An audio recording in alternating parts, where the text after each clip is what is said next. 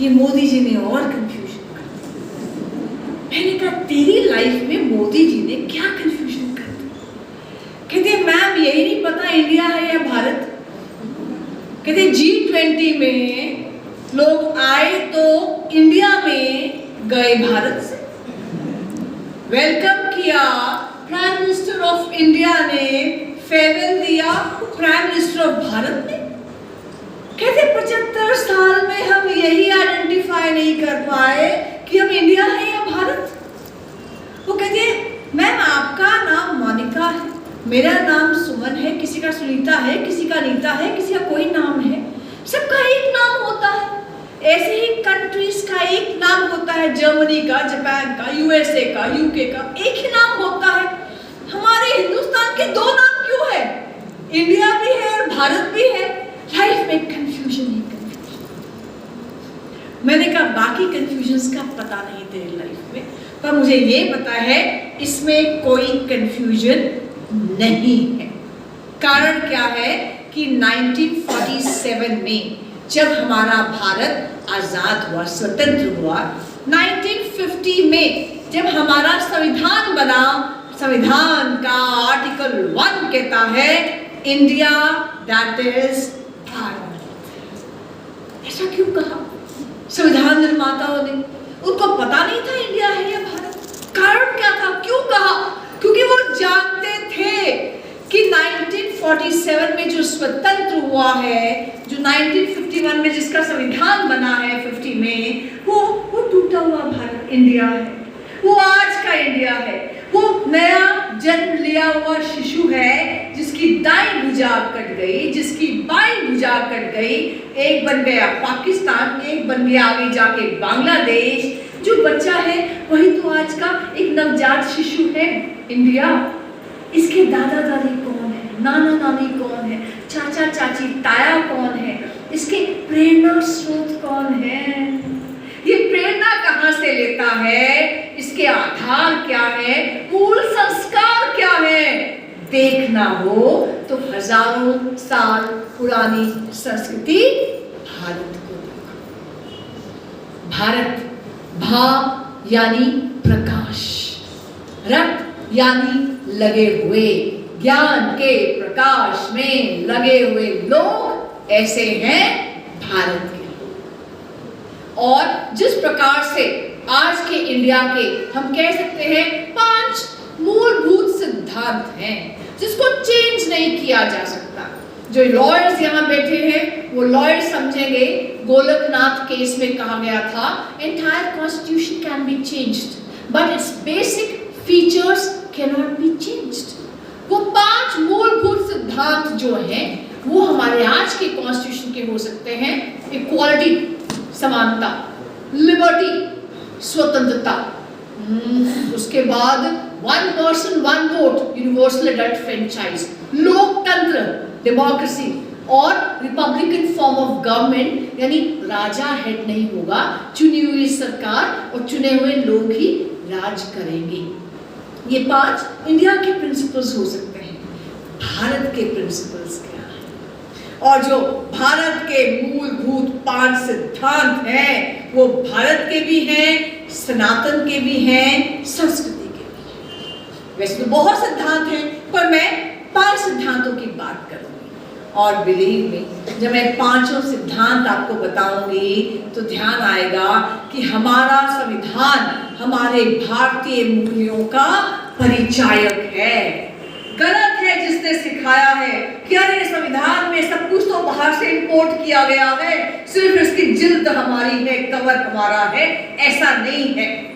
आप शुरू से आखिर तक हमारा कॉन्स्टिट्यूशन देखेंगे, भारत भारत भारत मिलेगा। इंटरप्रिटेशंस का फर्क है, सुप्रीम कोर्ट ठीक से इंटरप्रेट किए जा रहा है। तो हमारे भारत के, सनातन के, हिंदू धर्म के, संस्कृति के 5 मूलभूत सिद्धांत क्या है जिस पे हमारा कॉन्स्टिट्यूशन बना है, मैं बताती हूँ। पहला सिद्धांत है ईशावास्यम इदम सर्वम, कण कण में भगवान, यानी मुझ में भी वही ईश्वर है, आप में भी वही ईश्वर है, पशु पक्षियों में, कीड़े मकोड़ों में, पृथ्वी में, आकाश में, सूर्य में, ग्रहों में, पाताल में, जल में, थल में, हर जगह उसी ईश्वर का कण है। कण कण में भगवान, सब दिव्य है, सब भव्य है। इसलिए भारत ने कभी भेदभाव नहीं, जब सब एक ईश्वर से उत्पन्न हुए हैं, भारत ने भेदभाव नहीं किया। हमारे यहाँ पर मजहब के आधार पे, जाति के आधार पे, लिंग के आधार पे, रीजन के आधार पर, लैंग्वेज के आधार पर कभी भेदभाव नहीं किया जाता। यहाँ से हमारा आता है article 14, equality before law, equal protection of law. दूसरा हमारा सिद्धांत भारत का है एकम सत्य विप्रा बहुधा वदंती, यानी सत्य एक है, उस तक पहुंचने के अलग अलग मार्ग हैं। आप राम जी की पूजा करें, आप कृष्ण की पूजा करें, महावीर की करें, गुरु नानक की करें, अल्लाह की करें, जीसस की करें, हमारे यहाँ सब अच्छे हैं, सब सच्चे हैं। We do not tolerate the other person, we accept the other person as true। तुम भी सच्चे, हम भी सच्चे, आओ उस ईश्वर तक, उस सत्य तक अलग अलग मार्गों से जाते हैं, वही पहुंचे। इसलिए भारत में कौन कहता है Bharat has become intolerant? Sorry, ये वर्ड हमारा है ही नहीं। भारत में we don't tolerate anybody, we accept all as true। इसलिए ना मैं आपको कन्वर्ट करूं, ना आप मुझे कन्वर्ट करें। यहाँ कन्वर्जन का तो कोई ख्याल हो ही नहीं सकता कि भारत की संस्कृति में कन्वर्जन नहीं है। तीसरा यही से आता है हमारा आर्टिकल 25, फ्रीडम ऑफ रिलीजन। दूसरे किसी देश ने नहीं दिया जी। कोई कहे वेस्ट ने दिया, नहीं दिया, सिर्फ और सिर्फ भारत है जिसने डे 1 से कहा है subject to public order, morality and health, subject to all other fundamental rights, you have right to freedom of religion. यानी आपको अपना धर्म, अपना मजहब को पालन करने की स्वतंत्रता है, बनिस्बत इसके कि आप सबको समानता दे, स्वतंत्रता दे, गरिमापूर्ण जीवन दे। इसलिए जो कहता है ना, अरे हमें इस चीज की स्वतंत्रता है, ट्रिपल तलाक की स्वतंत्रता है, नहीं है आपको स्वतंत्रता। कारण क्या है कि आर्टिकल 25 कहता है धर्म की, मजहब की स्वतंत्रता तभी है जब आप सबको समानता देते हैं, सम्मान देते हैं, गरिमापूर्ण जीवन देते हैं। तीसरा भारतीय संस्कृति का और भारत का प्रिंसिपल है कि हमारे जीवन का उद्देश्य क्या है। जीवन का उद्देश्य वो नहीं है जो आमिर खान की मूवी में था ना, अरे हम इसलिए दुखी नहीं है कि हम फेल हो गए, हम इसलिए सुखी हैं कि हमारा दोस्त आगे बढ़ गया। नहीं, हम सुखी हो बाकी दुनिया गई, हम ठीक रहे बाकी किसी का कुछ नहीं। नहीं, भारत का जो प्रिंसिपल है वो माइट इज राइट नहीं है, सर्वाइवल ऑफ द फिटेस्ट नहीं है। भारत का प्रिंसिपल मेजॉरिटेरियन रूल नहीं है। भारत कहता है सर्वे भवन्तु सुखिनः, सर्वे सन्तु निरामया, happiness of all, wellbeing of all, health of all. All में सिर्फ इंसान नहीं आते हैं, ऑल में सिर्फ पुरुष नहीं आते हैं, ऑल में सिर्फ महिला नहीं आती, ऑल में सब धर्म, सब जाति, सब लैंग्वेज और रीजन के लोग ही नहीं आते, और में सृष्टि में जो भी चर अचर है वो सब आ जाता है, लिविंग है, नॉन लिविंग है, वो सब आ जाता है। हम कहते हैं सर्वे भवन्तु सुखिनः, हम तो सबकी शांति की कामना करते हैं। सोचिए थल में, जल में शांति ना हो तो क्या। तो ये है सर्वे भवन्तु सुखिनः, ये भारत का विचार है, जहां से आता है आपके कॉन्स्टिट्यूशन का article 21, right to live with dignity and not just animal freedom, गरिमापूर्ण जीवन। चौथा है जो भारत का विचार है, वो कहते हैं तुम निरीह प्राणी नहीं हो, तुम पापी नहीं हो जिनको किसी ने धरती पर फेंक दिया है, तुम भेड़े नहीं हो। वो कहता है कि मानव कौन है, अहम ब्रह्मास्मि, मैं ब्रह्म का तत्व हूँ, मैं ब्रह्म से उपजा हूँ। मैं अपने आप को जितना अपडेट करता हूँ, अपग्रेड करता हूँ, इवॉल्व करता हूँ, मैं उसके नजदीक पहुंचता जाता हूँ। मैं चाहूँ तो कुछ भी कर सकता हूँ, मैं निरीह प्राणी नहीं हूँ, मैं हेल्पलेस नहीं हूँ, मैं पापी नहीं हूँ। मैं तो इस जीवन रूपी कक्षा में इसलिए आया हूँ कि नर्सरी से लेकर 12वीं तक क्रॉस करते करते मैं मोक्ष को प्राप्त हूँ, इस सर्कल से निकल सकूं। इसमें एक जन्म लगेगा, 2 जन्म लगेगा, तब तक धरती पर आता रहूंगा जब तक मैं स्कूल रूपी जीवन से पास आउट नहीं कर जाता। इसलिए हमारे यहाँ रेस्ट इन पीस नहीं होता, लेटे रहो जब तक कयामत कर। नहीं, हमारे यहाँ सदगति होता है, मर गए कोई बात नहीं, चोला छोड़ो आगे। 4वीं तक एक जन्म में आए थे, अगले जन्म में 5वीं से शुरू करो, 7वीं तक जाओ और 12वीं को पास करो, जितने भी जन्म चाहिए। हम तो सदगति को प्राप्त होते हैं। तो हम ब्रह्मास्मि है, तो ब्रह्म से उपजा हूं। एक ब्रह्म ने अपने को 2 में विभक्त किया, एक पुरुष हुआ और एक स्त्री हुआ। हम तो ब्रह्म के तत्व है, लेकिन हम ब्रह्मास्मि, मैं तो ईश्वर की संतान हूं, तुम शैतान हो, ऐसा नहीं कहता। भारत कहता है अहम ब्रह्मास्मि तत्त्वमसि, तुम भी तो वही हो, जो मैं हूं वही तुम हो, हम सब एक है। तो भारत के सन्यासी से जब पूछते हैं ना, what do you think about others, वो कहते हैं there is no other, we all are one. ये जो वननेस को हम सेलिब्रेट करते हैं ना, कौन कहता है unity in diversity? Sorry, there is no diversity, हम सब एक हैं, हम उस एकत्व को सेलिब्रेट करते हैं। कोई कैसे कपड़े पहनता है, कोई कैसा खाना खाता है, कोई ऊपर रहता है, कोई नीचे रहता है, कोई गर्मी में रहता है, कोई हिमालय में रहता है, उसके त्योहारों के नाम अलग हो सकते हैं, हम उस यूनिटी को सेलिब्रेट करते हैं। We are one. और इसीलिए जो अगला प्रिंसिपल आता है भारत का, वो कहते हैं the world is a family. इसलिए कोरोना में जब हम लोग देख रहे थे, अमेरिका में लोग लड़ रहे हैं, डिपार्टमेंटल स्टोर्स को लूट रहे हैं, खाना चाहिए, खाना चाहिए, लॉकडाउन हटाओ, क्रेडिट कार्ड की पेमेंट्स करनी है, उस समय भारत 100 से अधिक देशों को फ्री में कोवैक्सीन सप्लाई कर रहा है। हम भी जिए और तुम भी जियो, वसुधैव कुटुंबकम, the world is a family. अभी रिसेंटली आपने वो देखा होगा, हमारी एक एथलीट को गोल्ड मेडल मिला था, कौन सी इंटरनेशनल गेम्स में, वो वहां गई, उसने जमीन को प्रणाम किया और जो अंग्रेज गोल्ड मेडल दे रहा था उसके पाँव छुए, वो पीछे हट गया कि क्या कर रही है। लेकिन हमारे संस्कार वहां तक जाते हैं।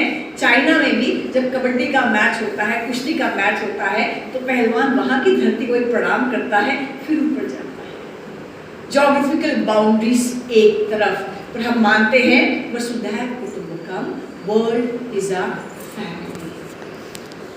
कितने हो गए? 5। ये 5 प्रिंसिपल्स हैं जो भारत को भारत बनाते हैं। ये 5 प्रिंसिपल्स हैं जो नॉन नेगोशिएबल हैं, they can not be changed. आप देखिए कि हमारे यहाँ पहले मुगलों का राज रहा, फिर अंग्रेजों का राज रहा, लेकिन आपने क्या कहा? आपने कहा मुगल राज कर रहे हैं, करने दो, औरंगजेब राज कर रहा है, करने दो, जनेऊ जला रहा है, जलाने दो, मंदिर तोड़ रहा है, हम कुछ नहीं कर सकते। वो मंदिर तोड़ेगा तो हम आंख बंद करके बाहर आकर पीपल की पूजा करेंगे, वो पीपल को उखाड़ेगा, हम गंगा की पूजा करेंगे, वो गंगा में प्रहार करेगा, हम आंख बंद करके अपने इष्टदेव को अंदर ही याद कर लेंगे, क्योंकि राज चाहे अकबर का हो या औरंगजेब का हो, भारतीय मानस में राजा सदा राम ही रहे हैं। हमने किसी और को राजा माना ही नहीं। राज किसी के पास हो, आर्मी किसी के पास हो, ट्रेजरी किसी के पास हो, ब्यूरोक्रेसी किसी के पास हो, शासन किसी का हो, भारत का राजा तो राम ही रहा है। आप वो भारतीय हैं जो सनातन संस्कृति को आगे बढ़ा रहे हैं, और यही सब कुछ दृष्टिगोचर होता है हमारे कॉन्स्टिट्यूशन में। आप कहिए वो कैसे? मैं कहूंगी कॉन्स्टिट्यूशन के ट्रायंगल है, 3 गोल्डन एक्सेस हैं। आप कहीं भी कॉन्स्टिट्यूशन की बात करते हैं, आजकल तो लोग पार्लियामेंट में ना कॉन्स्टिट्यूशन बहुत लहरा रहे हैं। आप जब जाओगे ना तो कॉन्स्टिट्यूशन पार्लियामेंट में लहरा रहे हैं, कॉन्स्टिट्यूशन आर्टिकल 1 नहीं पढ़ेंगे, लेकिन ये जो कॉन्स्टिट्यूशन है, अगर आप देखिए कहीं भी कोई डिबेट हो, कोई संविधान की बात कर रहा हो, आपको 3 बातें याद रखनी है। कॉन्स्टिट्यूशन में 3 आर्टिकल्स हैं जो गोल्डन ट्रायंगल है। आर्टिकल 14 समानता का हक, राइट टू इक्वालिटी। आर्टिकल 19 स्वतंत्रता का हक, फ्रीडम ऑफ स्पीच।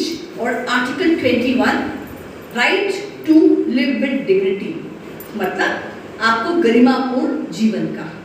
एक और याद कर सकते हैं आर्टिकल 25 जो हिजाब और बाकी के संदर्भ में आप ज्यादा आजकल सुनते हैं, फ्रीडम ऑफ रिलीजन। आप कहेंगे सबको होता है ना दीदी, समानता, सम्मान, स्वतंत्रता, ये सबको होता, कोई नई बात है भारत के संविधान में? बिल्कुल नई बात है, क्योंकि किसी को नहीं होता, किसी को नहीं होता, सिर्फ भारत ने दिया है।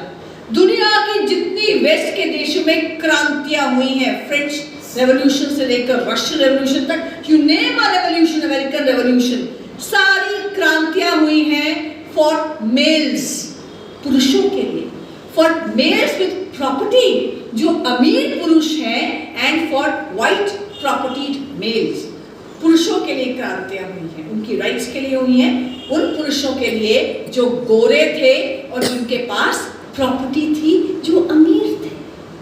महिलाओं का तो कहते हैं कि women does not have soul, आत्मा ही नहीं है उनमें, तो दे वर नॉट सेम।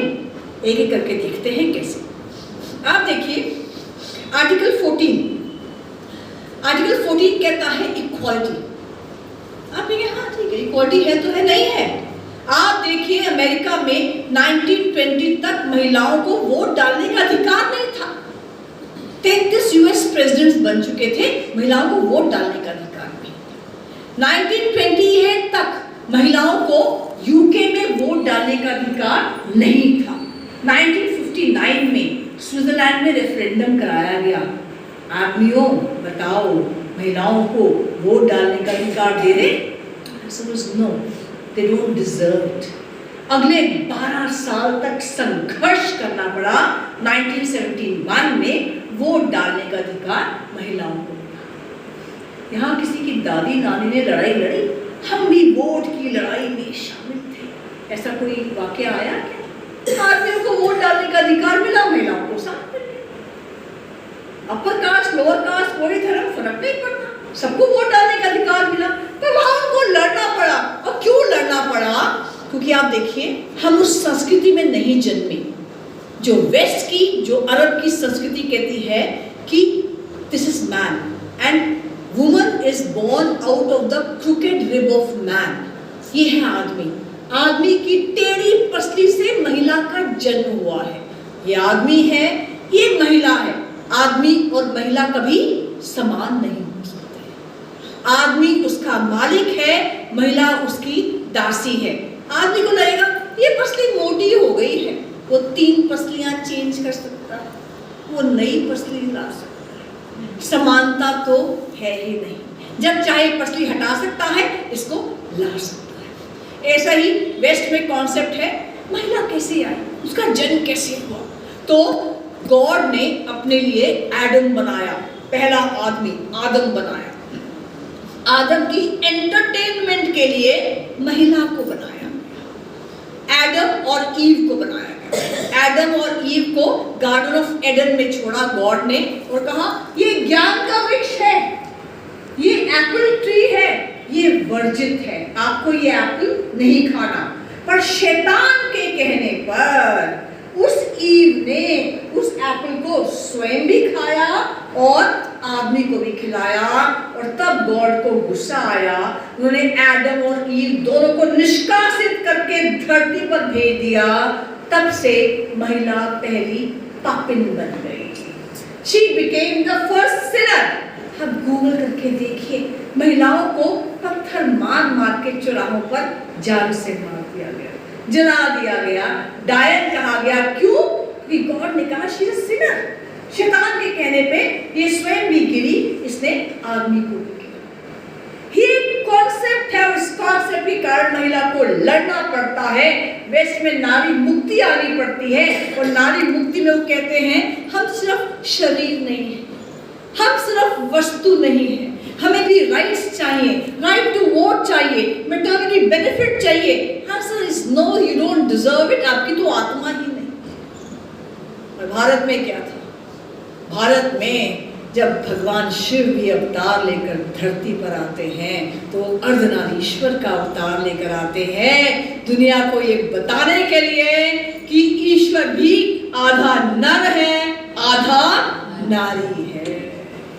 ये कॉन्सेप्ट है महिला का भारत में, इसलिए यहाँ नारी मुक्ति नहीं होती, नारी जागृति की बात करते हैं। और जागृति किस लिए? हम तो जागृत थे, वेद मंत्र हमने लिखे हैं, हम तो सदा से, हमारे कितनी ही ऋषिकाएं हुई हैं। देवी भारती का नाम जानते हैं, मैत्री का जानते हैं, गार्गी का जानते हैं, एक लंबी श्रृंखला है इसके।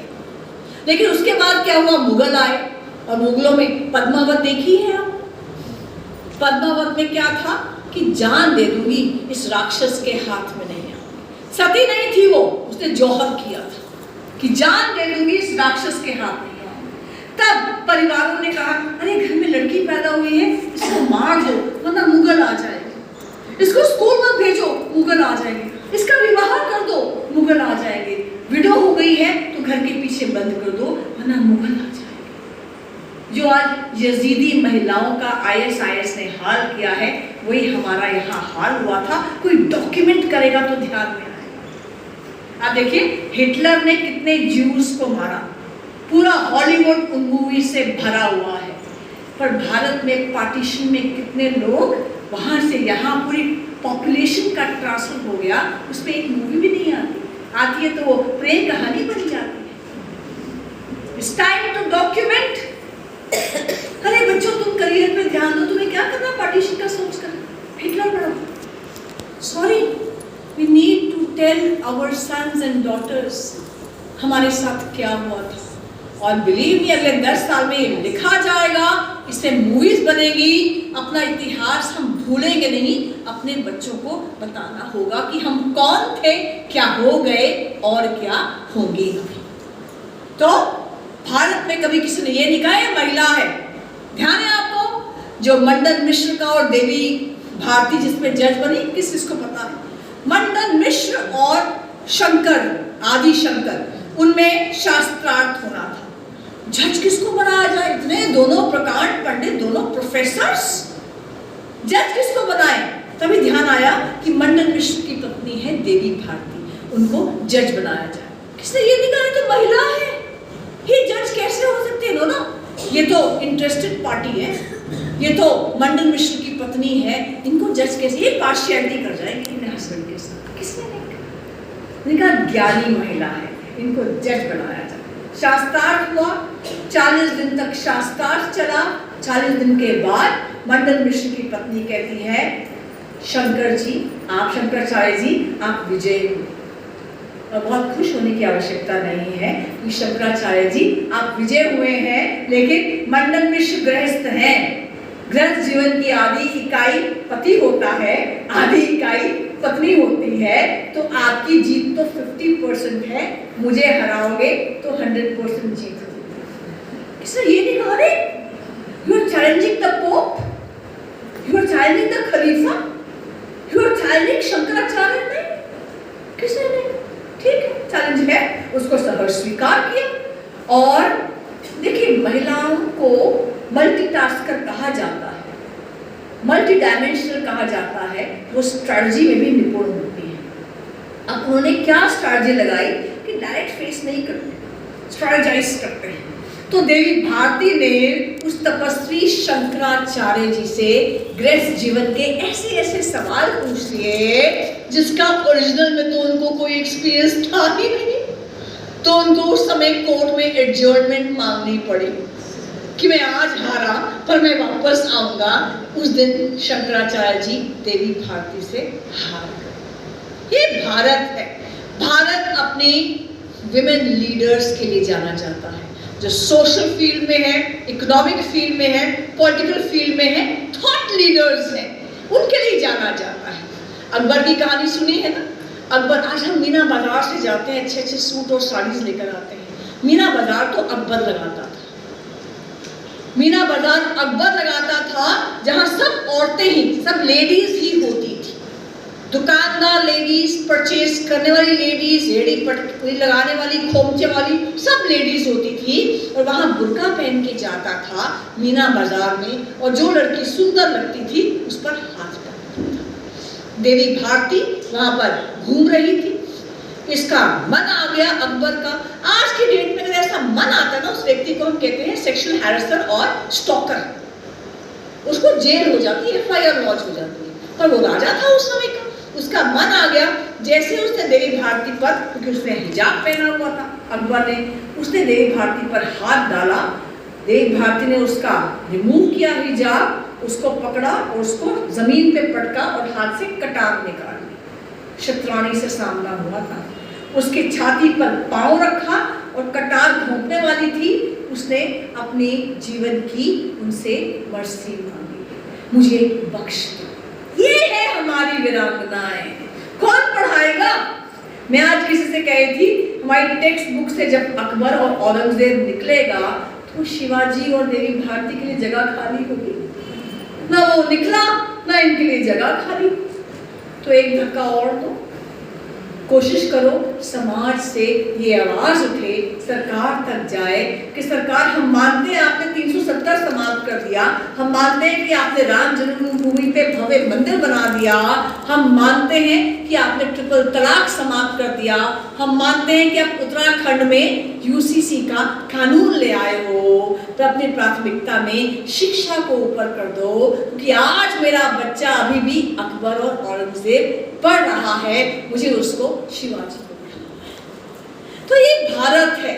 हम जितना भारत को जानेंगे उतना ध्यान आएगा। हम हमेशा विश्व गुरु थे, लेकिन हमें पढ़ाया नहीं गया। इसलिए अब कोई कहता है ना, अरे आप देखो आर्टिकल 19 स्वतंत्रता, क्या स्वतंत्रता है बाहर के देशों में। मैं पूछती हूँ क्या स्वतंत्रता है, प्लीज बताइए।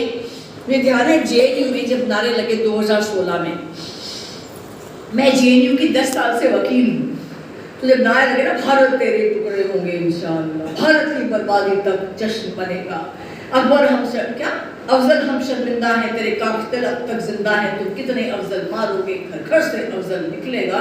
ये अलग बात है, एक भी अफजल उसके बाद घर से नहीं निकला। उसको लगेगा ये सरकार ना उस पर एंटी टेररिस्ट एक्ट लगा जाएगी, घर से निकला ही नहीं उसके साथ। फिर आप देखिए, ये जब नारे लगे तो एक डिबेट चली, अरे this is freedom of speech.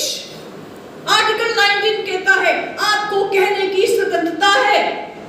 अरे भैया राहुल गांधी मत पढ़ो, 19 के बाद 19(2) पढ़ लो, जो रीजनेबल रेस्ट्रिक्शंस देता है कि आपको कहने की स्वतंत्रता है, पर रीजनेबल रेस्ट्रिक्शंस है। आप किसी के खिलाफ किसी को डिफेम नहीं कर सकते, आप घृणा नहीं फैला सकते, आप हेट्रेड नहीं फैला सकते, और आप सभ्य भाषा का इस्तेमाल करोगे। आप किसी को थ्रेटन नहीं कर सकते, जेल है उसके लिए। This is not freedom of speech, this is hate speech. Hate speech में आप जेल जाते। मैं बहुत इजी एग्जांपल बताती हूँ। आपको गुस्सा आ गया अपने माँ बाप के ऊपर, आप कहोगे I don't agree with you, मैं नहीं मानता पापा आपकी बात, मैं नहीं मानती आपकी मम्मी बात, मुझे आप अच्छे नहीं लगते। आप ये नहीं कह सकते तुम्हें मार देंगे, इस घर को जला देंगे, काट देंगे, नहीं कह सकते। जो आप घर में नहीं कह सकते, वो आप यूनिवर्सिटी में नहीं कह सकते, वो आप समाज में नहीं कह सकते, वो आप देश में नहीं कह सकते। ये लॉ कहता है। लेकिन उस समय लोगों ने कहा अरे बाहर की कंट्रीज में देखो। मैंने कहा आओ देख लो, सोक्रेट्स को देख लो। सोक्रेट्स यूनिवर्सिटीज में जाता था। सोक्रेट्स आप सबसे बात करता था और कहता था एस्टैब्लिश बिलीफ्स को क्वेश्चन करो, प्रश्न पूछो। जहर का प्याला देकर मार दिया। गैलीलियो कहता था सूरज बीच में है, धरती उसके आसपास चलती है। कृष्ण बिलीव्स कहते हैं नहीं, सब कुछ धरती है, बीच में धरती है, पूरी सृष्टि उसके आसपास। गैलीलियो को कमरे में बंद कर दिया, वो हाउस अरेस्ट कर दिया, 8 साल के बाद मर गया। उसके बाद ब्रूनो ने यही कहा, उसने कहा मैं देखता हूँ सूरज बीच में है, धरती उसके आसपास चल रही है, उसको भी जलाकर मार दिया। हमारे यहाँ फ्रीडम ऑफ स्पीच के लिए कभी किसी को मारा नहीं गया। हमारे यहाँ तो चारवाक ऋषि हुए, क्या बोले, खाओ पियो ऐश करो, कर्ज लो और घी पियो। वेद क्या है, उपनिषद क्या है, कुछ नहीं है, सब मूर्खों ने। जितना खा सकते हो, एंजॉय कर सकते हो, एंजॉय करो, यही जीवन है, दूसरा कोई जीवन तो है ही नहीं। यानी उस समय जब हमारी भारतीय संस्कृति कहती त्यक्तेन भुंजिता, त्याग के साथ उपभोग करो, ये महर्षि कह रहे थे खाओ पियो ऐश करो, कर्ज लो और घी पियो। यानी आर्ट ऑफ जॉयफुल लिविंग के ये परदादा थे। किसी को डिप्रेशन होता तो यो डिप्रेशन से उसको बाहर निकाल देते, पर इनको जलाया नहीं गया, मारा नहीं, इनको भी हमने महर्षि कहा। डेमोक्रेसी की बात कर लो, लोग कहते हैं अरे हमने अमेरिका से डेमोक्रेसी सीखी है, लोकतंत्र सीखा है, हमारे राजाओं के महल के बाहर ना एक घड़ियाल घंटा लगा होता था, कोई भी फरियादी रात के 12 बजे जाता था और सीधा वो घंटी को बजाता था, वहां से राजमहल से लोग आते थे, क्या समस्या है बताइए। तो हमारे यहाँ लोकतंत्र, लोगों का तंत्र हमेशा से रहा है। आज उसी बात को रिट जुरिस्डिक्शन कहते हैं हाई कोर्ट में, कि अगर आपके मूल अधिकारों का हनन होता है, आप डायरेक्टली हाई कोर्ट या सुप्रीम कोर्ट जा सकते हो। तो आखिरी की ओर आते हुए मैं यही कहूंगी कि संविधान सभा 3 साल तक बैठी जी, समानता का अधिकार ले लो, बोलने का अधिकार ले लो, गरिमापूर्ण जीवन का अधिकार ले लो और धर्म मजहब का अधिकार ले लो, सब कुछ दिया, कुछ चीजें नहीं दी। क्या नहीं दिया? जो महात्मा गांधी कहते थे पहला लॉ लेके आएंगे, गौवध पर प्रतिबंध होगा, नहीं दे पाए। क्यों नहीं दे पाए? आप दशा देखो उस समय की क्या थी। भारत आजाद हुआ, हमारी इकोनॉमी ध्वस्त हो चुकी थी, अंग्रेज सब लूट कर जा चुके थे। इंग्लैंड के म्यूजियम को कहते हैं लाल किले का चोर बाजार। सारा सामान यहाँ से हिंदुस्तान से लूट कर वहां पर सजा कर रखा। इंडियन इकोनॉमी ध्वस्त हो चुकी थी, भारत के अंदर 2 टुकड़े हो चुके थे, यहाँ से ईस्ट पाकिस्तान, वहां से वेस्ट पाकिस्तान, 2 टुकड़े हो चुके थे। तो उस समय लगा कि अभी दिशा यही है, गौवध पर प्रतिबंध होगा, अभी समय नहीं आया, अभी दशा ठीक नहीं है। ये दिशा और दशा का खेल था। दिशा क्या है? गौवध पर प्रतिबंध लगना चाहिए, अभी दशा ठीक नहीं है, इसलिए इसको राज्य के दिशा निर्देशक तत्वों में रख दिया गया, directive principles of state policy, कि जब हमारी दशा ठीक होगी तब इस लॉ को लेकर आए। दूसरा लॉ आया, क्या? यूनिफॉर्म सिविल कोड होना चाहिए। मेरी बिंदी देखकर क्यों तय होगा कि मेरा पति 3 शादियां करेगा या 1 शादी करेगा? मेरी बिंदी देखकर तय तो नहीं होना चाहिए। सब महिलाओं के लिए होना चाहिए गरिमापूर्ण जीवन का अधिकार, इक्वालिटी का अधिकार। तो 3 तलाक क्यों होगा? 3 शादियां क्यों होगी? हनाना क्यों होगा? नहीं, बाल विवाह क्यों होगा? नहीं हो सकता। लेकिन कहा अभी दशा ठीक नहीं है, दिशा तो यूनिफॉर्म सिविल कोड के और ही होगी। तो ऐसे बहुत फंडामेंटल ड्यूटीज, जो लोग पार्लियामेंट में कॉन्स्टिट्यूशन लहराते हैं उन्हें कहो भैया आर्टिकल 51A तो पढ़ लो, फंडामेंटल ड्यूटीज है। फंडामेंटल ड्यूटीज क्या होती हैं? कि भारत की एकता, अखंडता, सब प्रभुता का ध्यान रखोगे, दूसरे देशों में जाकर भारत को बदनाम नहीं करोगे।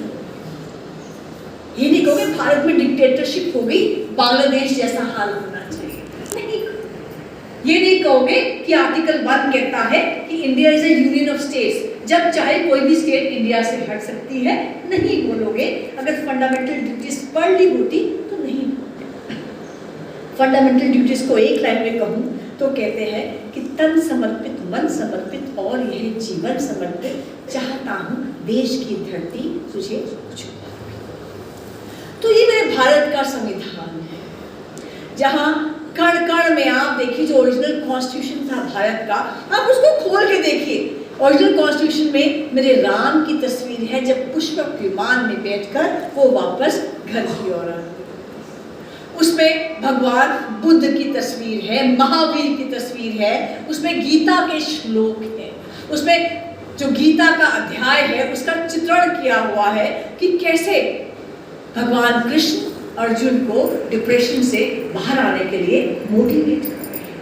The world's first motivational speaker was भगवान कृष्ण, जो डिप्रेशन में आए व्यक्ति को बाहर निकाल रहे हैं। मेंटल हेल्थ के इश्यूज हम कितना डील कर रहे हैं, और ये कहते हैं इंडिया इज सेक्युलर, पूरे के पूरे कॉन्स्टिट्यूशन में सेक्युलरिज्म कहीं है ही नहीं, और करना है तो सेक्युलरिज्म कॉन्स्टिट्यूशन में लिखने से नहीं होता। सेक्युलरिज्म तो भारत की आत्मा में है, और इस सेक्युलरिज्म का मतलब है सर्व धर्म समभाव। जब हमने ये कह दिया ईशावास्यम इदं सर्वम, कण कण में भगवान है, तो क्या मजहब देखेंगे, क्या जाति देखेंगे, क्या रीजन देखेंगे, क्या लैंग्वेज देखेंगे, क्या लिंग देखेंगे, सब समान ही।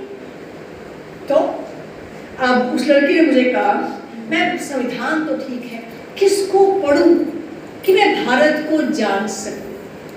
मैंने कहा देख, सबसे इजी तो विवेकानंद जी हैं, उनको पढ़ने के लिए बस सिंपली पढ़ना पड़ता है कहानियों के माध्यम से। उसने कहा कैसे?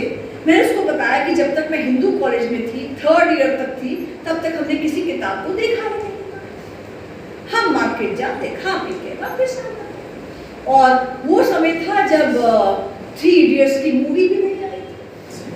तो 3rd ईयर में माँ बाप ने कहा क्या करोगे, पढ़े कॉलेज क्लियर करोगे, उसके बाद क्या बनोगे तुम लोग, चने बेचोगे क्या, करोगे क्या? तब ध्यान आया कौन सी जाऊं। फिर हम लोगों ने ढूंढना शुरू किया, तो जहां हम मार्केट में हमेशा बैठते थे, साथ में एक किताबों की दुकान भी थी, तो हम उस पुस्तकालय में उसका वहां जाकर जो पहली किताब मिली वो स्वामी विवेकानंद जी की किताब मिली, the 5 stories of Swami Vivekananda. आसान लगी, उस रेस्टोरेंट में नहीं बैठे, हमने किताब खरीदी, और जब विवेकानंद जी की बेसिक बुक पढ़ी, ऐसा लगा आज मैं आपके बीच में बोल रही हूँ, तब भी वो मुझे इंस्पायर कर रही है। कई बार ऐसा लगता है जब आप कोई हिंदुत्व के कॉजेस के केसेस पकड़ते हो ना, तो यहाँ आप खड़े होते हो, वहाँ से दूसरी डायरेक्शन से 50 वकील आ जाते हैं, तब विवेकानंद जी को याद करते हैं। विवेकानंद जी क्या कहते हैं? All power is with in you, you can do anything and everything, believe in yourself. वो कहते हैं इतनी ताकत आपके अंदर है, आप चाहें तो पूरा का पूरा समुद्र निकल दे, आप चाहें तो हाथ से चट्टान तोड़ दें। जब ऐसी शक्ति आपके बीच में आती है ना, तो 100 वकील साइड पर हो जाते हैं, फिर आप होते हो और जज होता है और ऑर्डर होता है। तो इसीलिए हमारे सामने सबसे सिंपल विवेकानंद जी। कहीं टेंशन हो ना बेल मैटर में, बेल नहीं हो रही है, विवेकानंद जी को जज कहेगा बेल ले जाओ। इतनी ताकत से आप अपनी बात को रखो। तो विवेकानंद जी की 5 बातें फटाफट बता के समय मिशन हो रहा है। अच्छा कह के मैं अपनी बात को समाप्त करूंगी। पहला, विवेकानंद जी कहते हैं सपना देखो, और बड़ा सपना देखो। सपना ये नहीं देखो कि बड़े होंगे, शादी करेंगे, अच्छा सा परिवार होगा, कोई एक नौकरी करेंगे, बूढ़े होंगे, बच्चों को खिलाएंगे और मर जाएंगे। आपका जन्म सिर्फ इस काम के लिए नहीं हुआ है। सपना बड़ा देखो। मेरा बेटा मेरे पास जब 12वीं क्लास के बाद आया, और उसका एक दोस्त भी आया, मैं उसके दोस्त से कहा बेटा क्या करना चाहते हो? कहता मैं RBI का गवर्नर बनना चाहती हूँ। ये भी कोई सपना हो, RBI का गवर्नर बनना चाहते हो? तो मैं बैंक में नौकरी करना चाहता हूँ, IAS ऑफिसर बनना चाहता हूँ, ये RBI का गवर्नर बनना चाहते हो? मैं चाहता हूँ कि हर 500 और 2000 नोट के ऊपर मेरे हस्ताक्षर। उसके बाद मुझे ध्यान है, आप लोगों ने सुनी होगी वो क्या नाम है उस लड़की का, अरुणिमा सिन्हा, 23 साल की लड़की, नेशनल वॉलीबॉल प्लेयर, CISF का एग्जाम देने के लिए यूपी से दिल्ली आ रही थी। ट्रेन में आ रही थी, डाकुओं ने हमला कर दिया, पैसेंजर्स को लूटना शुरू कर दिया। ये भिड़ गई, स्पोर्ट्स पर्सन थी, भिड़ गई। इसने उनसे कहा तुम्हें पैसेंजर्स को नहीं लूटने दूंगी। डाकुओं ने इसको उठाया और ट्रेन के डब्बे से बाहर फेंक दिया। बाहर वो पटरी के ऊपर गिर। पटरी में उस साइड से एक और ट्रेन आ गई जो उसके घुटने के नीचे से होकर चली गई। घुटने से नीचे दोनों टांगें कट गई। जब वो हॉस्पिटल में उठी, जैसे ही होश आया, कुछ दिनों के बाद उसने डॉक्टर से कहा डॉक्टर साहब मैं तुम्हारा खड़ी कब हो सकती हूँ। पहला प्रश्न। डॉक्टर कहता तुम खड़ी कभी नहीं हो पाओगे, पर तुम्हें जल्दी क्या है। उसने कहा कि मुझे माउंट एवरेस्ट की चढ़ाई करनी है। डॉक्टर कहता है तुम वॉशरूम नहीं जा सकती, तुम माउंट एवरेस्ट की चढ़ाई करोगे। उसने कहा मैं तो करूँगी। कुछ समय के बाद, 3 साल के बाद ट्रेनिंग लेकर आर्टिफिशियल लेग्स लगा के वो माउंट एवरेस्ट पे चढ़ गई। वहां तिरंगा झंडा लहरा। उसने ये नहीं देखा कि वो है कहाँ, उसने देखा उसको जाना कहाँ पर है। ये मत अरे मैम आपको नहीं पता, पता है मेरे घर की क्या अवस्था है। मुझे अवस्था मत दिखाओ, मुझे अपने सपने दिखाओ, क्योंकि हौसलों से सपने पूरे होते हैं, अवस्था से सपने पूरे कभी नहीं।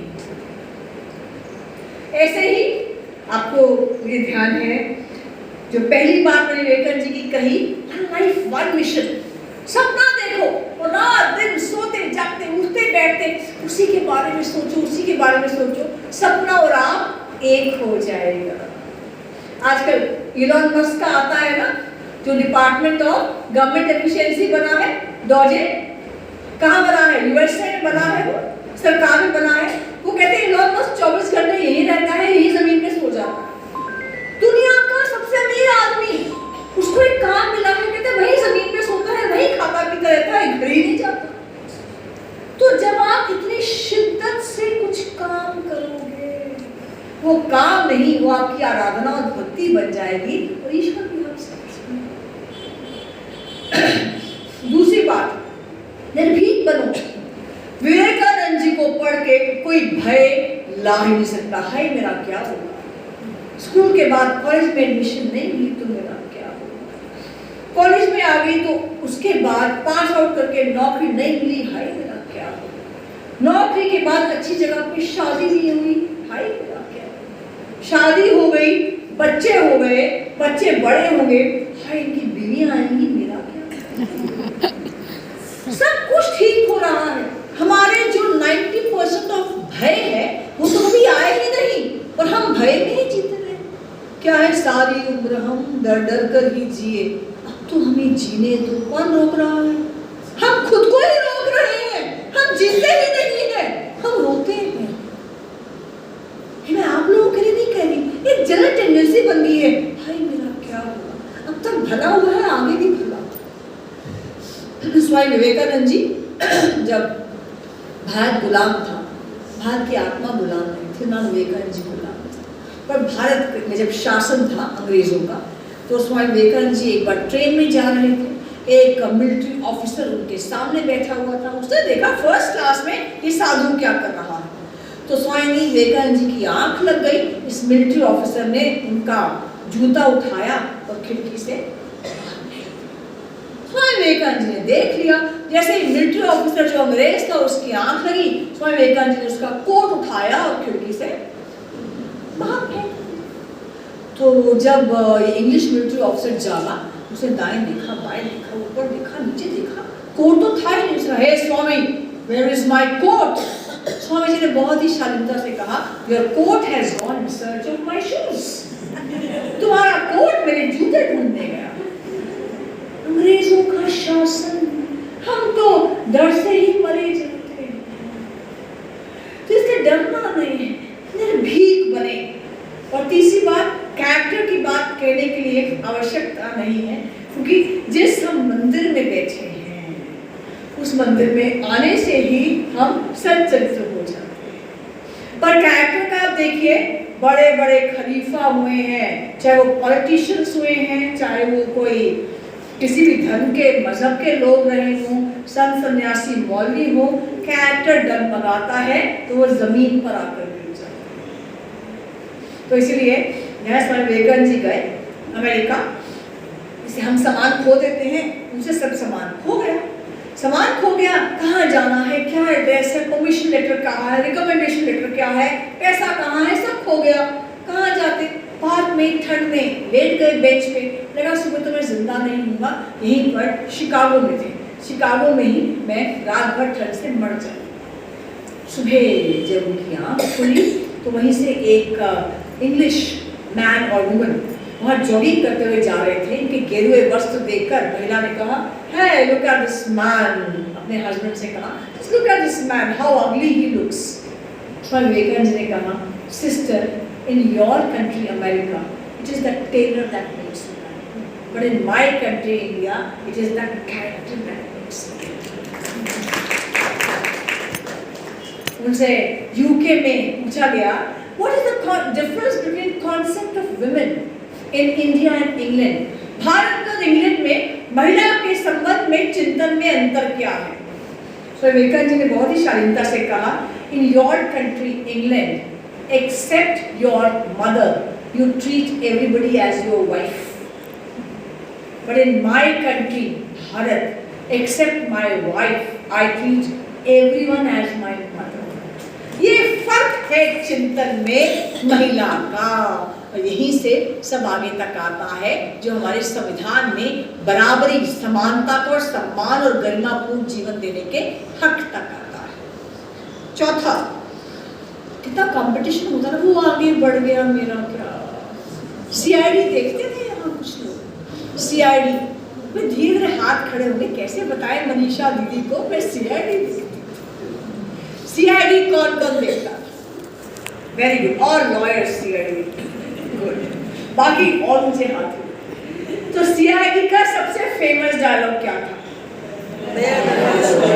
कुछ तो। दूसरा सबसे फेमस डायलॉग क्या था? दया। और तीसरा डायलॉग क्या था? किन्हीं दो लोगों के फिंगरप्रिंट्स सेम नहीं, आप जैसा दूसरा दुनिया में कोई है नहीं, हो ही नहीं सकता। आपका जुड़ा भाई और बहन भी नहीं हो सकता। आपके फिंगरप्रिंट्स आपके हैं। हम दिव्य हैं, हम भव्य हैं। हम दूसरे से तुलना करना बंद कर दें। उसकी कई 100 जन्मों की यात्रा और आगे उसको कई 100 जन्म जाना है। उसके सॉफ्टवेयर में क्या क्या स्टोर है हमें क्या पता। हम कुछ समय के लिए उसके संबंध में आए हैं, हमें आगे निकल जाना है, उसको आगे निकल जाना। अब अगर लता मंगेशकर विराट कोहली से अपने आप को कंपेयर करती, कहती मैं बल्ला नहीं पकड़ सकती, वो कहता मैं गाना नहीं गा सकता, वो डिप्रेशन में मरे जाता। फिर गीता पढ़ानी पड़ती, श्री कृष्ण की भी और अष्टावक्र की भी। तो इसलिए नो कंपैरिजन विद एनीबॉडी। आपकी अपनी जीवन यात्रा है, आप उस पर चल रहे हैं। जहाँ हम कल थे, आज अपने आप को अपडेट करें, अपस्किल करें, इवॉल्व करें, आगे बढ़ते जाएं। अपना कंपटीशन अपने आप से ही है। और आखिरी चीज, हम जब सपना देखते हैं, विवेकानंद जी कहते हैं सपना ऐसा देखो जहाँ पे वेलफेयर ऑफ ऑल हो। सर्वे भवन्तु सुखिनः, सर्वे सन्तु निरामयाः। जेएनयू के बच्चों ने क्या सपना देखा था? टुकड़े टुकड़े कर देंगे भारत का। क्या हुआ? जेल में पड़े रहे, एफआईआर हो गई, चार्जशीट हो गई, बेल के लिए अप्लाई करना पड़ा।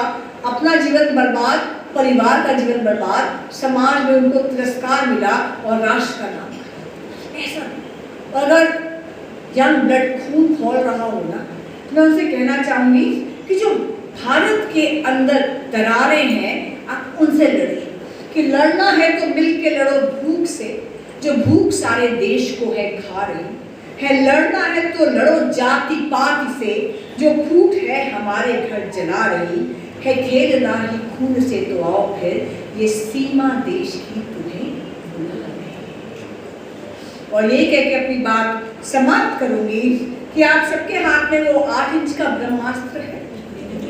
कोई ये ब्रह्मास्त्र घर छोड़कर आया है तो उसके लिए एक तालियां बजा सकते हैं। अर्जुन को अपना ब्रह्मास्त्र अपनी लाइफ टाइम में एक ही बार यूज कर सकता था। हमारा ब्रह्मास्त्र है कि रुकता ही नहीं है। अरे कोई व्हाट्सएप मिस ना हो गया। और ब्रह्मास्त्र ऐसा है जो दिन भर चलता है। और मनीषा दीदी कितने बजे सुबह उठी हैं और रात को कितने बजे सोई हैं, इनके व्हाट्सएप स्टेटस से आप देख सकते हैं।